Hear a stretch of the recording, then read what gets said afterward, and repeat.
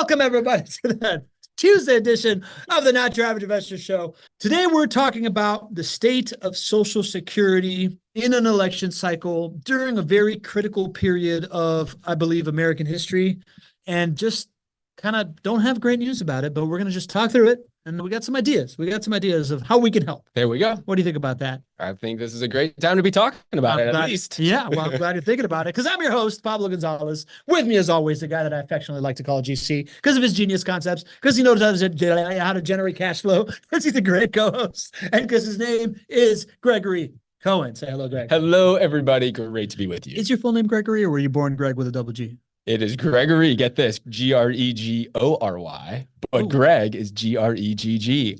Why is this? Mind blown. What is this? Family friend was named Greg. My mom liked the way that it was spelled, and there you go. We are, as you know, in an election cycle. There's a conversation around Social Security that we're going to get to.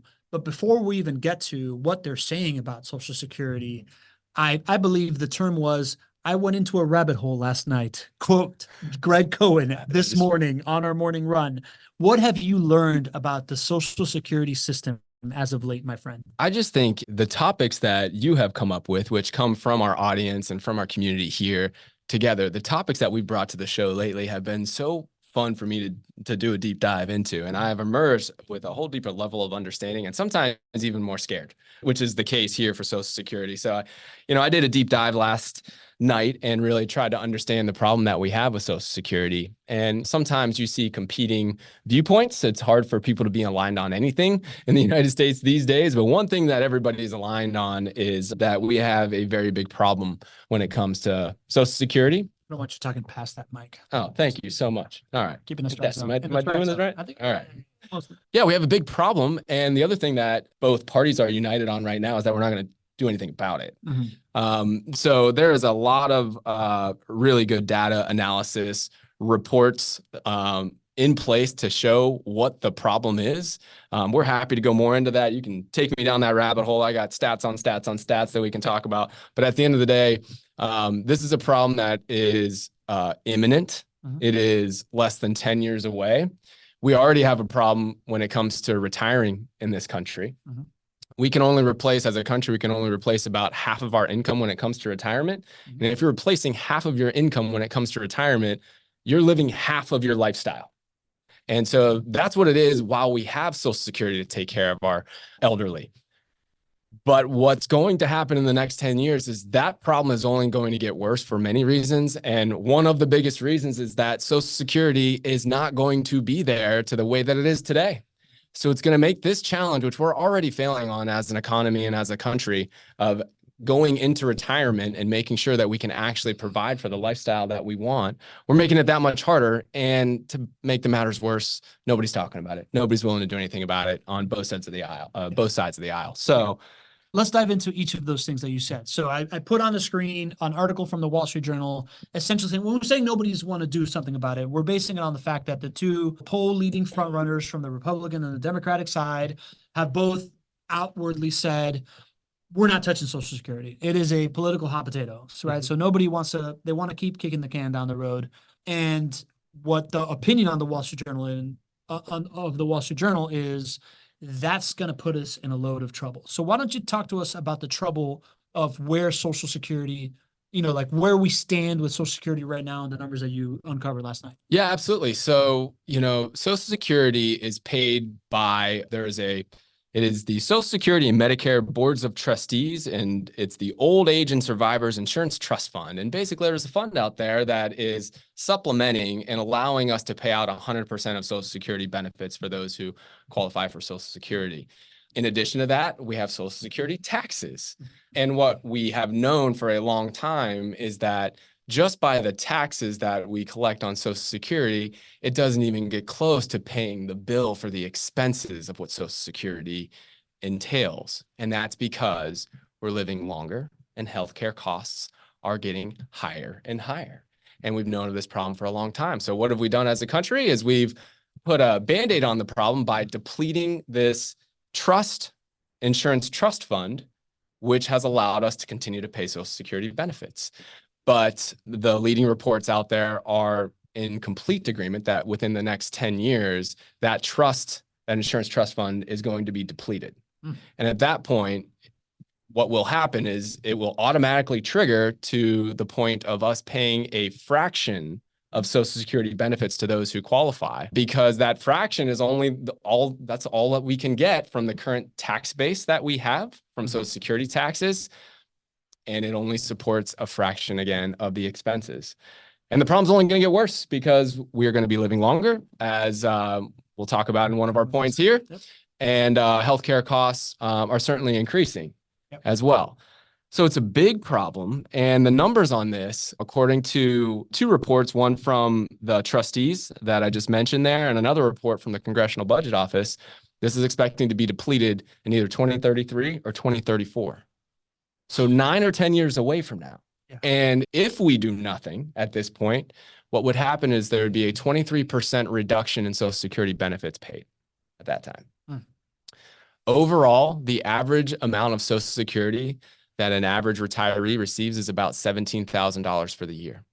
So if you cut basically a quarter of that, call that $4,000 to $5,000 of income that people are relying on right now will be gone unless we do something. And there are opportunities to fix the problem, but it is such a hard thing for our politicians to want to take on that it's everybody agrees it's a problem, but the path to solving it is not exactly clear.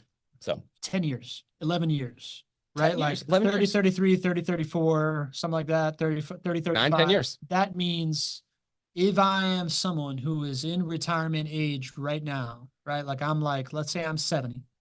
If I live to 80 and I am counting on that fixed income, then I'm in a lot of trouble, because at that point, your cost of living and medical bills and whatever, it's only going to continue to happen, right? So essentially what we're talking about is people with fixed incomes in a short amount of time.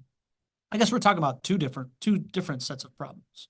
Number one is people that are there, that are within 10 years of counting on passive income, will have this pay cut, right? Essentially on whatever their plan was, whether it was living off of their 401k plus Social Security, or hopefully not Social Security only, right? Since it's not enough for most people, right? But whatever it is, it's gonna take a pay cut, right? So the monthly cash flow that one counts on to live in is going to go down. Then on the other side of the coin, there is folks like you and I who are, not really within, then there's folks within striking distance of retirement age that will happen within those 10 years where, they're going to get there and all of a sudden that rug gets pulled out from under them if they were counting on it.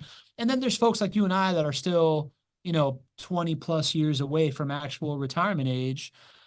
And we are continuing to pay into a fund that isn't going to be there for us when we get there, right? So just a terrible situation all the way around. Absolutely. I think we can just say that, right? Everybody listening to this is affected.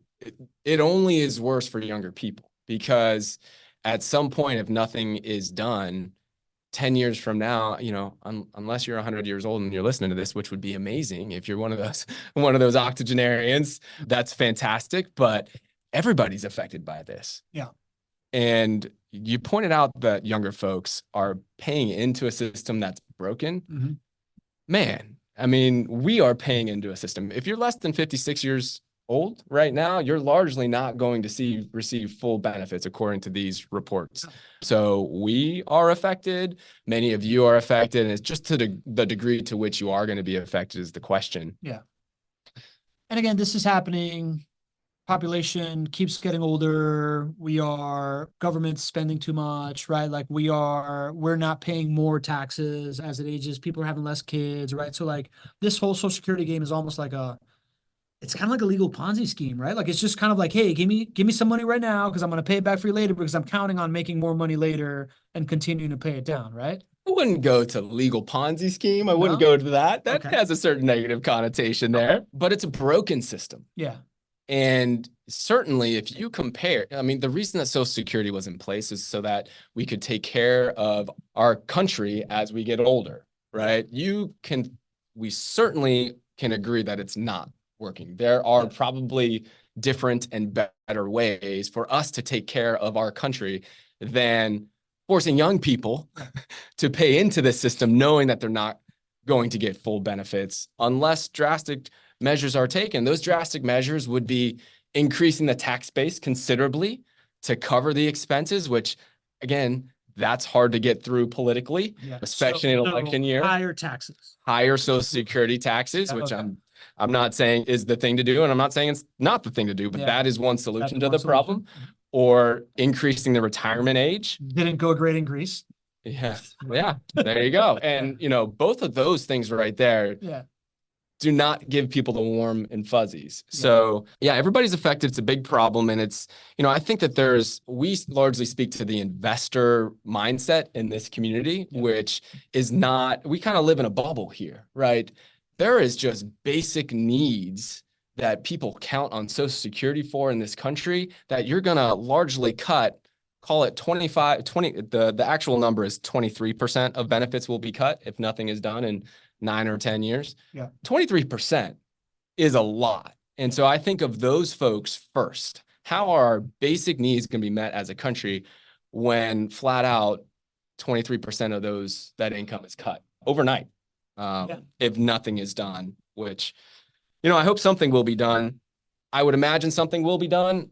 But the sooner that we do something here, the more options we have and the less of a jolt to way of life for our country. So makes sense. And to be fair, I just said the Ponzi scheme. I'm not very educated on the matter, right? Like I ask Gregg the dumb questions so that he can sound intelligent on purpose sometimes. But John Pierce is saying they told me 20 years ago that it wouldn't be there when I turned 65, but it was and paid a lot more than projected. It's not a Ponzi scheme. All Congress has to do is raise FICA tax a little and include all the W-2 wage earners on the high end. Okay, that's one solution. Yep. And he says, but you are absolutely correct. Social Security is not meant to pay all of your retirement needs. People need to save money and invest. Yes, John, that is what we're saying. And do you have something to say about that? He's absolutely right. I think I had the number for the amount of tax increases that would be required in order to cover the cost of Social Security just today. And it was a large number. I don't have it off the top of my head, but it's going to be more than just a little bit of an increase if we do it today. If we wait another 5 years, it's going to be even more. And the cost of healthcare and the fact that we're living longer is only going to make that tax increase more and more over future years if we want to fund it that way. So, and you're right, everybody has been talking about this being a broken system for many, many years and nothing's been done about it. And it's still here today. So I think that's a very valid point as well. Most of the time, what happens is when our politicians are forced to figure something out like this, they do. And I would imagine that there's something's going to be done. It's probably not going to be enjoyable for all of us. Yeah, definitely. And Hall of Fame first baseman, Jim Kirko. Jim, you haven't been here in a while, man. There we go. We've mentioned your name a couple of times. What were we talking about? We were talking about something baseball related. I don't know. It was something off the show. We're like, man, I bet Jim Kirko would have a great comment. He says, in 2016, Social Security charged taxes to an income of $118K. And in 2023, the amount they tax up to is $165K.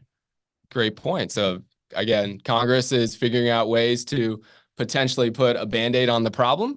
We're not solving the root of the problem, but you can see, it's got to be solved one of those two ways: higher tax increases or a longer time to retire, delaying the retirement age, because I just don't see it being realistic to think that healthcare costs are going to come down or we're going to start living shorter lives, Yeah, makes a lot of sense. Jim says he's been here. Just quiet. Jim, we appreciate you being here, buddy. I just love calling out your name. So anyways, so that is no easy fix, right? No easy fix in the sense that whoever needs to implement the fix is going to be not the I'm your best friend parent. They're going to be the disciplinarian parent, right? And everybody's going to remember it as that. And it's going to make you an easy punching bag in the media.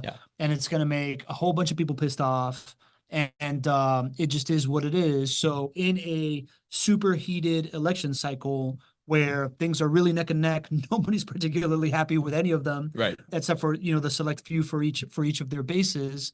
Nobody wants to touch a hot potato, but it's also exaggerated by the sense of like, it's one thing that Social Security may not be there. It's another thing that, Greg, we came up with these stats a little while ago, but the average person, 55 to 64, is reaching retirement age with $537,000, $560 in their bank account. That's the average. The median, if you take out the high level and the low level, right? So that median number is actually 185,000, right? So Americans are not right now reaching retirement age with enough money really saved up.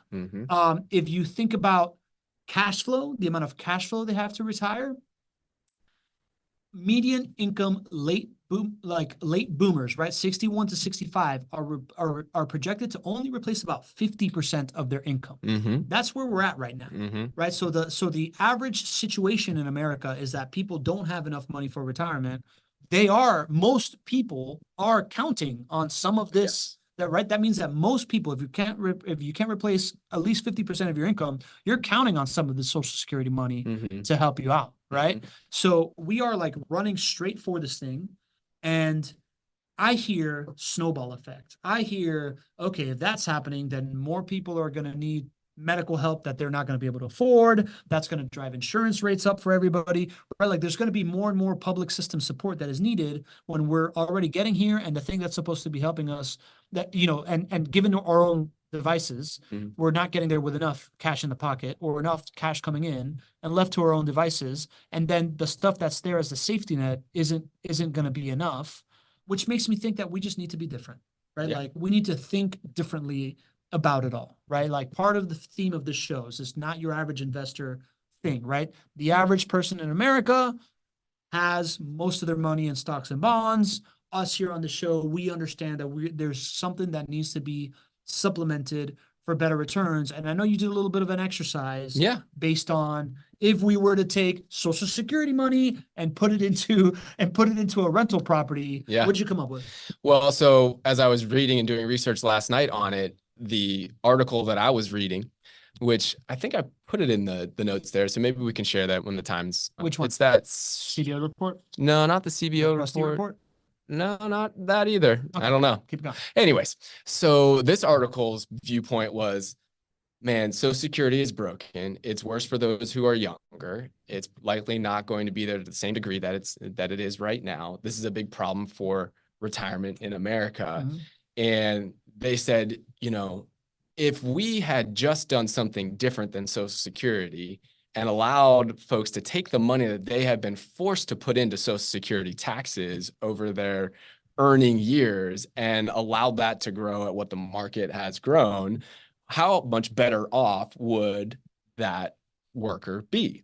And so the data was something to the tune of, a worker started at age 23 and their salary was about $60,000, that over the course of their working years by age 67, they would have contributed about $540,000 to Social Security. And they said, well, if you grew that to, an amount, I think it would have grown to about $1.5 million over those 40 years, roughly.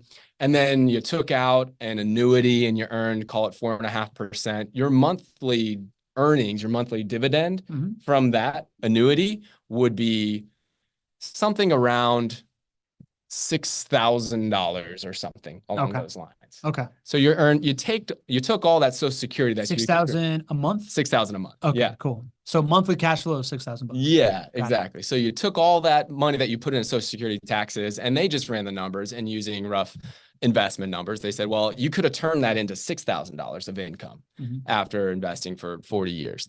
And then they ran, well, what is the actual benefit over that time period for Social Security? And it's about $2,200. So they were showing that viewpoint of what maybe an average investor might do compared to, contributing to Social Security, which is nice to compare. But at the end of the day, you don't have that choice of whether or not to contribute to Social Security. So a little bit of a moot point there. But I thought it was cool to look at it from the investor lens, right? How much better off could we be? And for me, listen, I know that we're not going to solve Social Security on this show. I know that the road to solving that is long and tenuous, and there's going to be a lot of obstacles to do that. But what I do know is that we can take control of the controllables, and we can start to do things, especially when we're young, to take retirement into our hands and let the compounding benefits work in your favor. Mhm. And especially when it comes to rental property investing, letting those 5 profit centers work for you and build over time. So where I took that original kind of exercise, which was more for investing in the stock market and bonds and annuities, and I flipped that on its head and I said, well, what if we invested in one rental property? And how would that compare to the contributions and the net payout of Social Security over that roughly 40-year hold? Interesting. What'd you find? Well, what I found is that it's pretty staggering, the differences here. So as I mentioned, if you contribute, we're going to start at age 27 in Social Security. Okay, cool. We're going to show that, right? So if you contribute to Social Security starting at age 27, and again, using their assumptions that you had a $60,000 salary, you contributed every year until age 67, you had 40 years of contributions, your lifetime contributions for Social Security would have been roughly about $540,000. At age 67, your monthly benefit would be roughly $2,200 for Social Security. But I thought this was interesting. The benefits you would have received from then until now, from age 27 to age 67 would be zero. You paid into the system and you're receiving this benefit. Well, if you invested in one JWB rental property at age 27, your lifetime contributions into that rental property would be $93,000, a lot less than $540,000. Now, this isn't exactly comparing apples to apples. So if anybody wants to poke a hole in this, I'll go ahead and poke a hole in this right now, which is that you have to invest that $93,000 day one, whereas that $540,000 is invested every paycheck that you have as you're earning wages. So it's not exactly comparing apples to apples, but at the end of the day, the difference is so vast so wide that I think the point still lands here. So you could take control of your Social Security. You can take control of your retirement, this thing that's probably going away to some degree for all of us, and say, you know what, I'm going to take control of that right now. If you happen to be 27, I'm speaking to you, but it's going to be for anybody, 37, 47, 57, 67. Still going to be a better return. Absolutely. Whatever age you're at. Yeah. Right? So if you did that and you ran all the numbers for 40 years of owning this rental property at age 67, instead of earning $2,200 a month in Social Security, you're now earning $3,400 a month of net rental income. And then, oh, by the way, there's these 5 profit centers that are working for you for those 40 years. And those 5 profit centers would have, 5 profit centers would have done a whole lot. The first one I pointed out was just the net rental income. So thanks for going there. You would have earned over $500,000 in net rental income over those 40 years. Again, Social Security isn't built that way. It doesn't pay anything for those 40. But net rental income is one of just 5 profit centers. So along the way, you're earning tax savings from owning that rental property and holding on to it. You're earning $156,000 in principal pay down on that loan. It's completely paid off by your resident. And then, oh, by the way, you're earning over $1.1 million in home price appreciation for a total profit of over $1.8 million by making one decision to take control of your retirement and buy one rental property. That's the power of compounding. That's the power of investing in an asset that is stable, reliable, consistent, and has above average returns, and buying and holding. You're taking control. And I would assume, obviously we're not able to say, hey, I don't want to pay into Social Security. I want to pay into this. Yeah, you can't do that. Right. And John Pierce is saying, hey, raise the amount, raise the taxable amount to $500,000 and increase the age by 1 year, and your problem is solved. Remember that they did not charge taxes on income up to $165,000 in 2023, and it was charged on W-2 income. Invest and get some passive income, right? But, to John's point is like, sure, that's one way to do it. Force everybody to do this, this one thing, and then keep counting on people managing this thing for whatever.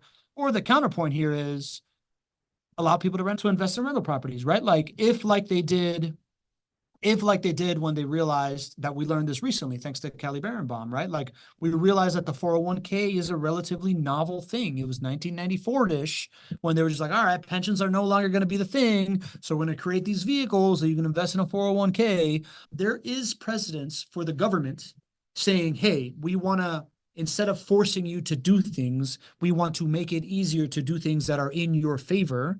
And if there could be a lever that could be pulled to make this idea of investing in a rental property versus having to invest in Social Security or even just 401ks only being able to do it into certain funds, hey man, that's another public-private solution that would be way less painful as long as people can build businesses that fulfill on this promise, which to me is this whole like impact by JWB that you are creating. If you can pioneer the way of providing folks a repeatable, predictable experience in rental properties by having enough properties available for you to buy the same way that is available in a stock market exchange, by making it completely passive, by creating a 100-person property management company that is driven by the metrics, not just by the amount of properties that they have, and by bringing on a portfolio manager that allows you to see what your money is doing and gets you to understand the whole equation and take this thing off of people's hands. Now you are pioneering a model that if one appeared in every city in America, right? Like now you could say, okay, let's create this lever and people can actually, accomplish these goals in a real way, as opposed to hope somebody does it for them that is not proving that they're able to do it. Well, I love your vision. I mean, I'm a vision guy. I love your I'm vision. a vision guy. And I would love for it to be more accessible, to be able to invest your retirement accounts in rental properties specifically, because this asset is reliable and consistent and performs very well over time. And it helps solve a greater good in the community too, as well. But I don't really see that happening. No, I don't Right? either. I don't either. But like, if we don't talk about a different future and out of the box solutions. But here's the thing. People just assume because maybe I say that or because it's hard, they assume that it's either all or nothing.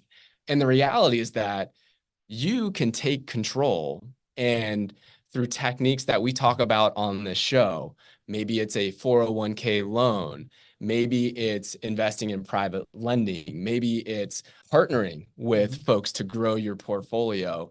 Right? I talk about this over and over and over again, and many people don't believe me, but 10 years later, 15 years later, after you've actually started to invest, you'll look back and you'll say, I'm right. The easiest part to getting started to investing is finding the money. Yeah. The easiest part is investing is finding the money. The hardest part is your education and finding the team to support you. So the easiest part is finding the money. You have these tools right now. If you're curious about how you can get started, if you're concerned that you don't have the money, jump on the phone with my team and start that conversation. Now, that doesn't mean that we're going to be able to find the money with you overnight on one conversation. Maybe able to give you some ideas. Maybe we do find the money that you already have access to on that conversation. But maybe it is a part of your journey. And over the next 2 months, 4 months, 6 months, we give you those ideas to be able to come up with those funds so that you can get started. Because the value of getting started now is incredible, because it is about buying and holding this asset. That's how you win. And so if you can start now, you're going to get there. So I don't want people to feel like just because it's unlikely that rental properties will get easier to invest in your company 401k plan, don't think that you don't have an opportunity to do that. Solo 401ks, IRAs, 401k loans. These are ways that you can use your retirement account funds to get started and start to take hold of a better retirement for you. Makes sense, man. I just wanted to paint a really, really big picture. I love where you're going. So that you could tame it down, because I'm allowed to. All right, let's do a couple of questions before we move on to the next story. The Maven, Leslie Wilson, of course, is asking, I was wondering about the JWB investor demographic. What percentage would you say are eligible to take Social Security now versus the younger folks who are investing? Man, I feel like we have a lot of folks that are older in our client base that are building their portfolio. So I think that we have a lot of folks that are over 55 and over 65 and over 75. I mean, just from empirical, like, I don't know the whole client base. Yeah. Right. But like, I know the not your average investor community. Yeah, exactly. I'd say the not your average investor community average age is north of 55. Yeah. Right. And these are you folks, right? Yeah. Like, why don't you Put your age in the chat, right? Like I think many of you here are later on in life and closer to that age and still doing this and still taking action. We know Ken Moline started in his 80s, Right. and it was absolutely a great lever for him, right? Like Exactly. It I makes sense. know Drew Barnhill started over a couple of different times because of things that life has thrown his way, but he's been doing it, right? Like he's been buying more and more properties. He bought a ton in the last couple of years, right? Absolutely. Yeah. And, we have a lot of strategies to be help people find the funds to be able to get started, but it's a little bit more capital intensive than other types of investing as well. So that leads to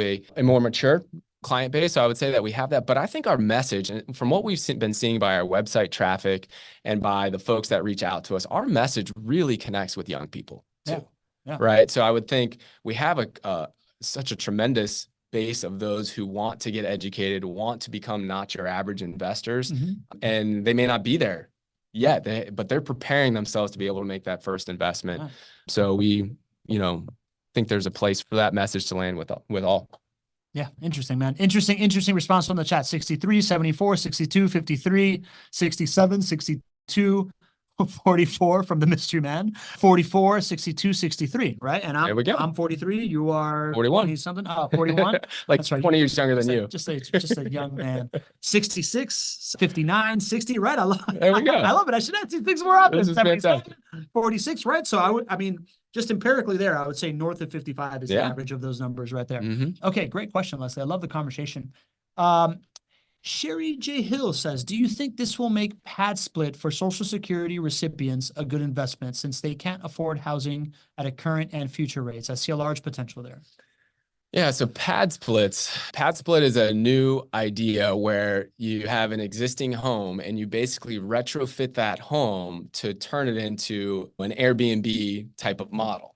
Kind of. It's you take like a 3-bedroom home and you take away all the common areas except for the kitchen. And you basically take like a 3-bedroom home and turn it into like a 5 or 6-bedroom home, so that people are able to just like, you're able to fill it up with more folks and therefore, charge people $400 a month in rent, kind of thing, $500 a month in rent. They're really evangelizing, solving the affordability crisis. And it's a completely new category, right? Like very much a category design play, right? Like they are evangelizing a big problem that's coming.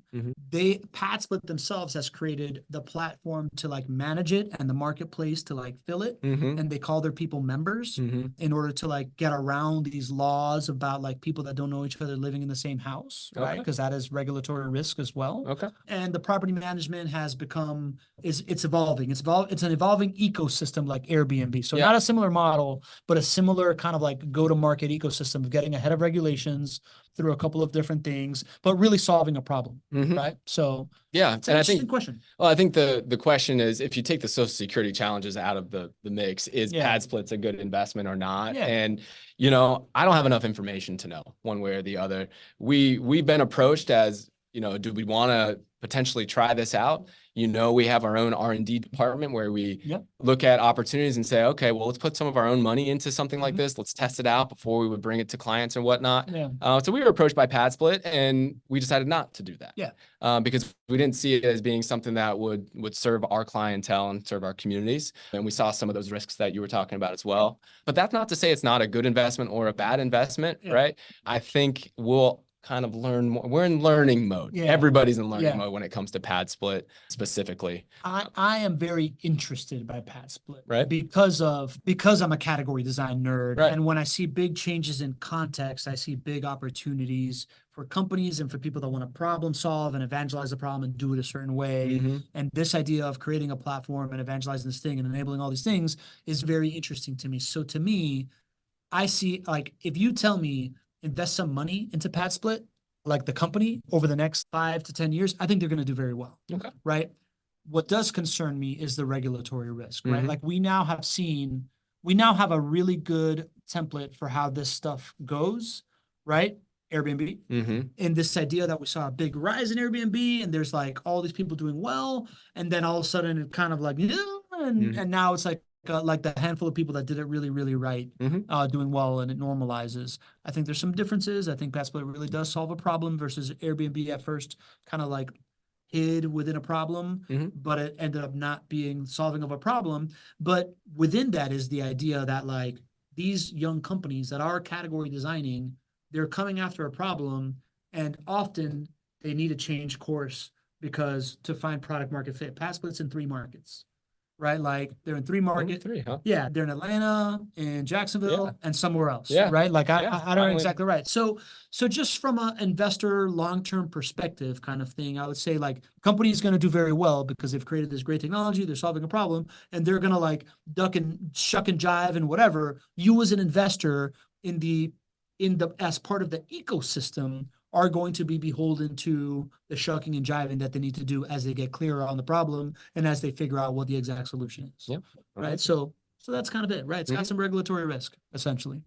High risk, high reward. Yeah, but very cool company, man. And I think I can't believe I'm blanking out on his name, but the account executive for PassSplit, who is local in town, he's like a yoga teacher also. I've become friends with him. He's coming to the summit. Oh, so no way. Yeah. So fantastic. you can talk to him. You can ask him about What's his name?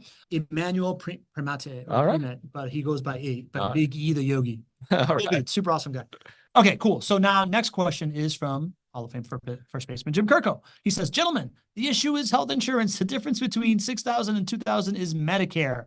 Fix the medical system and fix the country, in my humble opinion. And to me, that talks about our next story, which is this idea that the number of Americans in their hundreds expect to quadruple in the next 30 years. So this is a compounding problem, right? We're not getting to retirement age with enough money. We are living longer. And to Jim Kirko's point, the medical system isn't getting any cheaper or more efficient for us, even though we're living longer. Yeah, saying it another way, the easiest time to solve this very big problem is today, right now. Right now. It only gets harder from here, which ultimately means that there's more risk for our everyday citizens to take care of basic needs the longer we go in addressing at least some of the Social Security problem. Right? I don't think there's one comprehensive solution, but doing nothing and saying that we're going to leave it as is and kind of like promoting that as being a good thing as far as, the political platforms go, like that's not the right approach. That is just kicking the can down the road. Yeah, totally. And again, to me, this idea of centenarians happening more and more, this idea that we're living longer, to me, doesn't just shine a light on Social Security, but it shines a light on the retirement thesis that says I need to create a bucket of money that I can be really aggressive with when I'm young so that when I'm old, I can live off a fixed income off it and not be aggressive on it anymore and be beholden to the swings in the economy once you were there, right? Like the longer we live, the more that we need to think about not just a, not just a growth or a cash portfolio, but a cash growth portfolio. And you're going to need both things. And that, again, is the reason why I'm so convinced in this asset class that I've grown convinced based on my own experience of seeing my father in retirement and going through these different swings, that I want something that is going to continue to increase in cash flow as I get older and be more stable in the payments, as opposed to, hey, how much can I put in it right now so I can grow as much as I can and then be beholden to economic swings. It's not cash flow today. It's cash flow when you need it. That's what this asset class does better than almost every other asset class out there. Awesome.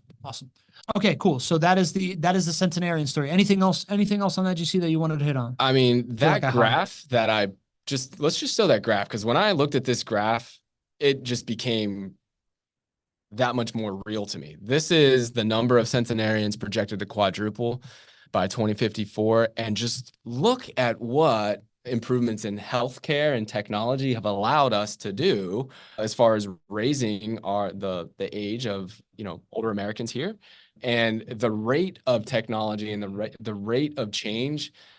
We understand that it is only happening quicker, faster, better, and the effect on our ability to live longer is going to be great for many things. Yeah. There's certainly going to be some downsides. One way is, how do we pay for it? It definitely needs some planning. Yeah. Right? Yeah. We gotta figure out new solutions to new problems. You want to hear something cool, man? Yeah. Steven Chmielewski Yeah. says that he just completed his first book on real estate passive investing, and he speaks about this concept of people getting older, and it's coming out in a couple of months. No way. Awesome, man. Fantastic. I Steven. love the talent that's inside this community. That's amazing. Steven, that's cool. Steven, when your book comes out, we're going to have you on the show to talk about it. There you go. Just throwing it out there. Sweet. Sounds good. All right, sweet. Sounds good. What else we got here? Okay, so John Pierce, we got one more story that I want to hit, and then I want to get into. Actually, you know what? Let's get into John Pierce.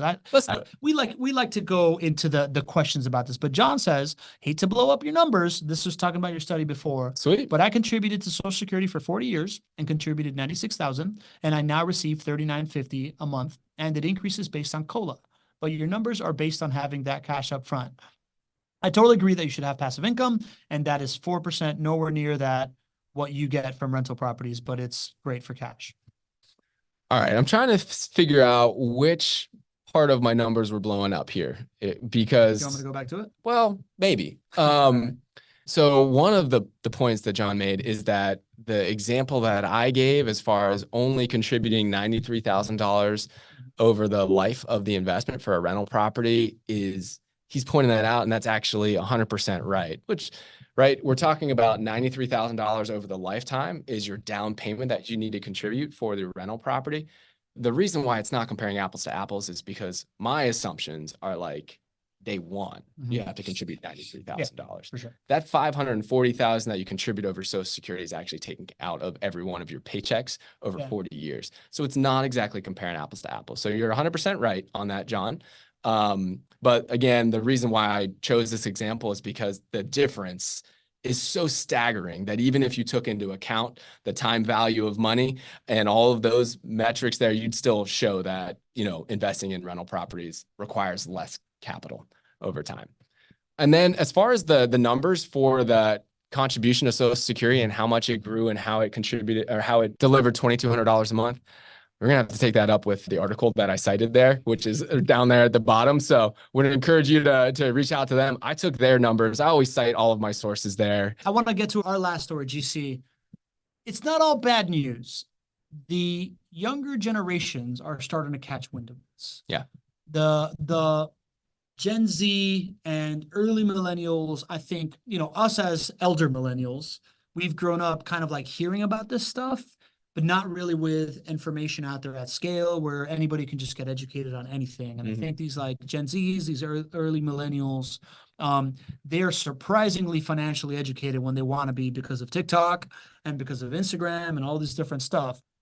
And did you know that have you ever heard of dry January? Have you ever heard of that? I have heard of dry. Right. So there's this trend, there's a health trend out there where people don't drink in January. Right. What Gen Zs have started doing and early millennials started a new trend called no spend January, which has led to a new trend called loud budgeting. Yeah. The tides have turned. We have gone from a period where celebrities love to flaunt their wealth and like to show their watch and their chain and their stuff to now people are starting to like, it's cool to save money. It's cool to like fast from consumerism in January, which I find really, really inspiring. Yeah. Man. Refreshing, right? Yeah. As a country, refreshing. Yeah. It's refreshing. I Googled what loud budgeting was because I didn't know last night. And as I was reading, I was like, man, our country, generalizing here, but our country could use this, right? Just 100%. Generally speaking. 100%. So yeah, so I thought that was a really wonderful thing. As not, you know, it's not the way that I want to think, right? Yeah. Because my mindset is like, listen, I want to live the life that I want to live. And if it requires a certain amount of money to do that, I want to come up with ideas, investments. I want to be able to accomplish whatever that is, right? I don't want to live a life that is, you know, beholden to saying no because I can't do something. I mean, Robert Kiyosaki in my favorite real estate investing book and investing book overall of all time, Rich Dad, Poor Dad, says, you know, it's not, I can't afford it. It's how can I afford it? So I think on a personal level, as I'm reading this, I'm like, you know, I love what this does for our country because we don't have financial education in our country. We don't understand the simple things, and I'm generalizing here, you know, but the ability to just talk about how much income do I have and how much expenses do I have, we lack that foundation largely as a country. So the ability to be loud and proud about, hey, listen, this is me living within my means, I think is a wonderful thing for our country. But I do think we also have the opportunity, if we have that foundation, to come up with ideas, to come up with investments, to come up with ways to create income streams that allow us to take another step forward and say, how can I afford this? So that was my impression as I was reading through it. I was like, great overall, but I don't want to, something about that limiting mindset to me. Yeah. Just didn't fit me personally. You know what I mean? Yeah. Listen, man, I think it's great for that generation to think that way, right? To be like, hey, delayed gratification, Yeah. financial fitness, right? Like we need to build this muscle, like understanding that if we live below our means right now, we can live the life that we want to live later. Because it's the truth. That's the only way to get there. Right? It's the only way to get there, right? We all did it. You got to be able to delay gratification. I love that thing's like at scale and being put out there. I'm super bullish on Gen Z. Like I just think they're like fascinating little humans, and they learn differently. They're a different category. They're more responsible than I've ever been. And I like it, man. I like this trend. I like the fact that they know that they have to do this in order to then get to say what you're saying. It's like a stepping stone approach that you got to go through it to be able to get to a place where you really are at an opportunity to open and expand your mind and take risks and make investments when they're smart and wise to do that. Yeah. That being said, yeah, I'm pretty sure that our economy runs on the voracious spending appetite of young people. Right. Yeah. Right.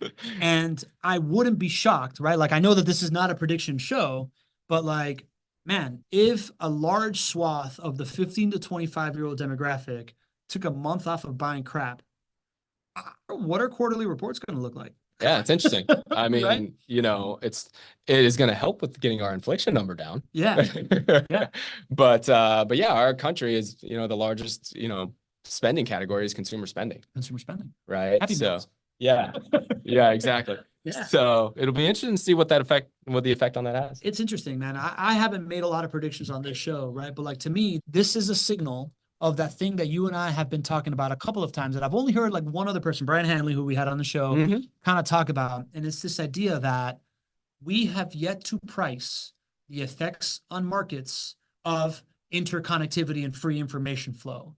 We've seen it happen in the GameStop thing. We've seen it happen in Silicon Valley Bank, where something can go totally viral and affect stock prices and affect quality of life in the short term for people. I wonder what no spend January and loud budgeting effect will have on quarterly reports that show up, and what that happens in the short run for like news headlines in March, end of March, early April, and stuff like that. Like I think we're gonna reference this in a couple of months. Really interesting, because these loud budgeting and no spend January videos have received hundreds of millions of views out there, right? It is a thing. Hundreds of millions of views. It's a Super Bowl ad. Yeah, exactly. Every day. And it is, I mean, you got articles on CNBC and I mean, it is a thing. It's in the vernacular now.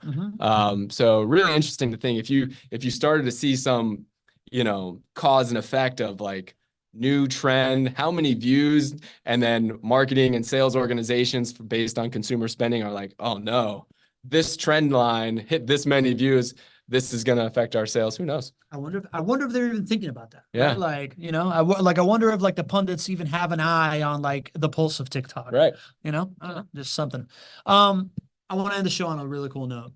Jim, who has said he's been here all the time, but we just haven't said his name in a while, even though we've been talking about you, man. Right.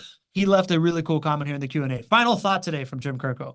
I found myself in Jacksonville last Monday and called your offices, and Tiara from your team offered me a tour of JWB and the team. Parentheses, I actually kind of pushed myself. She also invited me to the egg roll lunch in your cafeteria. She was a beautiful soul, and every employee I met was incredibly happy and smiling. Your business is a model to be looked up to, and my son and I will be starting our single-family residence rental investment journey with JWB very soon. Man, so cool. Jim, thank you so much, buddy. Wow, that's awesome, man. It's so good in so many ways. Number one, and this is why we always talk about Jim, it's because he watches it with his son. Yeah. And I love that story, right? Like to me, the intergenerational thing that's happening there really gets me going. Two, I think you nailed it, Jim. It's the idea you walk in this building and you see everybody smiling, everybody's happy to be here. People are so knowledgeable, people are so like well informed, and it's really, really hard to ignore that this place is different. And the moment that you get that, it makes it a lot easier to invest into the, at the end of the day, you're basically investing in JWB by buying these homes. Because you're counting on your operational capacity, man. The number one most important thing when you start to invest is, who is that team? Are they worthy of my hard-earned dollars?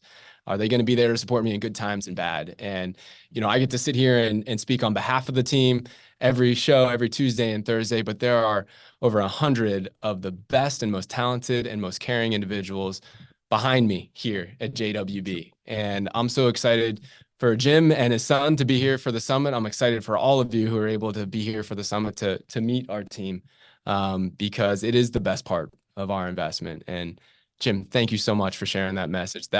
Those messages, and we get them from time to time, they mean the world. And I want you to know that when we do get a special message like that, we stand up in front of our Tuesday morning. I was about to say, do I get to read this at the CMM? Yeah, I think so. Let's go, baby. I think so. Let's go. So we share these messages with our team. Thank you so much.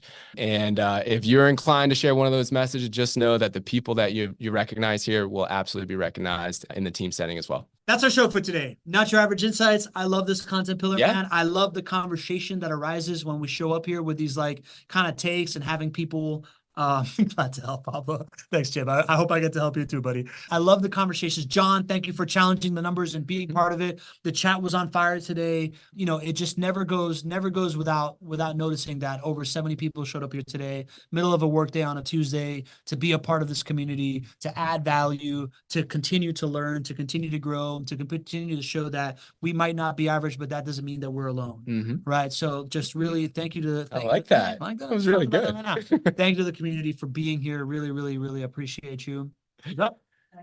9 days to summit. 9 days. Thursday, we've got a special gentleman joining us again. Who's joining us, GC? We have the future Hall of Famer himself, Mr. Paul Shively from our friends over at Fortune Builders will be joining us this Thursday. Our resident expert. He always brings all his friends with him. So we always have like 200. Well, we broke 200 last time. We did. We'll see. Many of you have stayed from a Paul Shively call. That's true. So be there on Thursday to welcome a whole new wave of folks that are going to stick around here and join us as we all make fun of each other. Paul, I tried to make fun of Paul a second ago on a text, came right back at me over the top. I really, really admire that man for his wit. It's really, really good. So it's going to be a fun show. And we're going to be talking about cash versus debt purchases, why the rich choose debt, right? Why do people that have all the money in the world to like buy stuff cash still choose debt? Interesting. We're gonna go deep in that one. Interesting. Yeah. I'm certainly showing up. It's going to be fun. You better show up, pal. I need you here. So hope to see you Thursday. Thank you for showing up today. And from now till Thursday, one tiny little piece of advice. Don't be average. See you Thursday.